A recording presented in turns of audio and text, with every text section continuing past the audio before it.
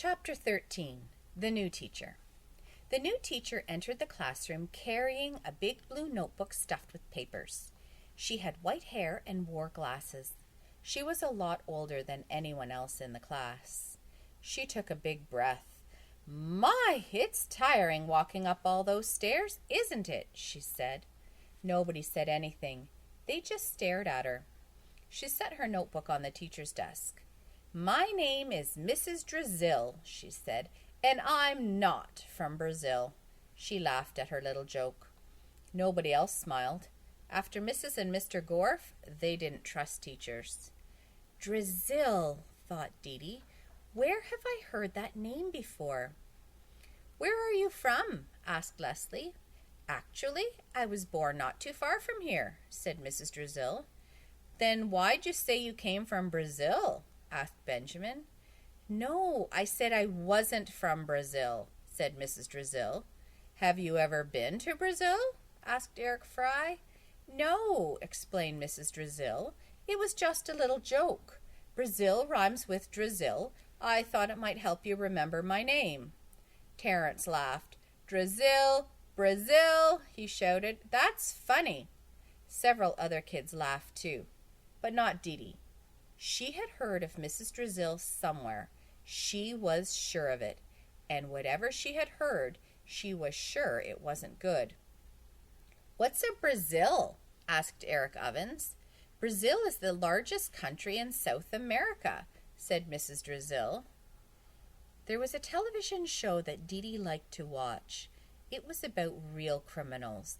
At the end of the show, they always asked the viewers to call the police if they knew where any of the criminals were. Dee wondered if she had seen Mrs. Drizzle on that show. "Does anybody have any questions they'd like to ask me?" asked Mrs. Drizzle. Ron raised his hand. Mrs. Drizzle pointed to him. "How old are you?" asked Ron. Dana gasped. "You're not supposed to ask someone that," she said. "Especially someone as old as Mrs. Drizzle," said Mac. Mrs. Drizzle smiled. "I don't mind," she said. "I'm 66 years old. You ask me anything you want." "Anything?" asked Joy. "I'm a teacher," said Mrs. Drizzle. "That's what I'm here for." Paul raised his hand. "How much do you weigh?" he asked. 124 pounds, said Mrs. Drizzle. "How much money do you make?" asked Eric Bacon.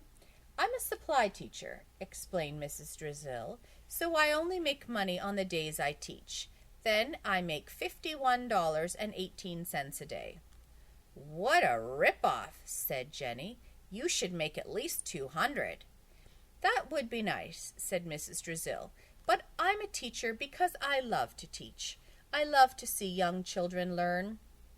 Joy raised her hand. "How many men have you kissed in your whole life?" Mrs. Drizzle thought a moment as she appeared to be counting on her fingers. 31, she said. Everyone gasped. Dee raised her hand. Mrs. Drizzle smiled at her. "Yes, the girl in the pretty flowered t-shirt." "Have you ever been to jail?" asked Dee. "No," said Mrs. Drizzle. "Are the police after you?" "No," said Mrs. Drizzle. Dee still didn't trust her. "Okay," said Mrs. Drizzle. "Before we get started, I want to say one more thing. I enjoy teaching so much that sometimes I get a little carried away. I talk too much. So if I start to get boring, will somebody please raise your hand and tell me?" "For real?" asked Todd. "You want us to tell you to stop talking?" "And we won't get in trouble?" asked Bebe. "No, of course not," said Mrs. Drizzle.